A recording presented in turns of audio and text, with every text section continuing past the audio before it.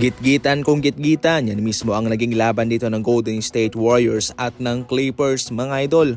Puno ng emosyon ang labang ito, especially kay Coach Steve Kerr na umalboroto. Sumabog sapagkat mayroong dalawang back-to-back missed call ang referee sa kanila.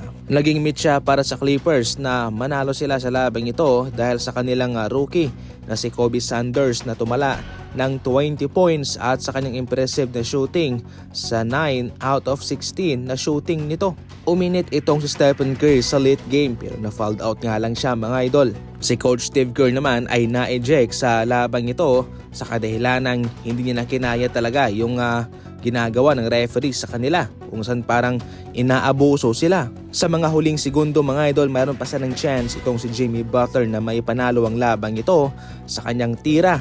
Pero na-airball nga lang siya mga idol. Ganon talaga. Natapos po ang laban sa score na 102-103 in favor of LA Clippers. Base lamang po dito sa kanilang stats naman ay na-out-rebounded itong Golden State Warriors ng Clippers. Sa total rebounds, hindi po nagkakalayo ang kanilang rebound. Pero sa defensive, lobong-lobo itong sa Clippers. 42 defensive rebounds, samantalang sa kanila ay 28 lamang. Mahina yung kanilang rebounding presence sa ibaba. Isang nakakahiyang laban naman ito para sa OKC Thunder nang sila'y matambakan ng Charlotte Hornets. Ito yung pinaka-ultimate na upset para sa kanila. Hornets tambak sa OKC Thunder mga idol.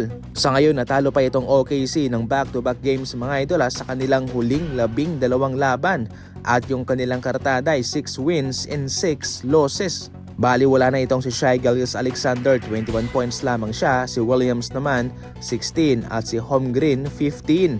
Itong sa Hornets balanse ang kanilang scoring, si Miller 28, Konopol 23, Bridges 17, 11 rebounds, Ball 16 points. Ganun pa rin mga idol, depensa talaga yung nagpanalo sa kanila.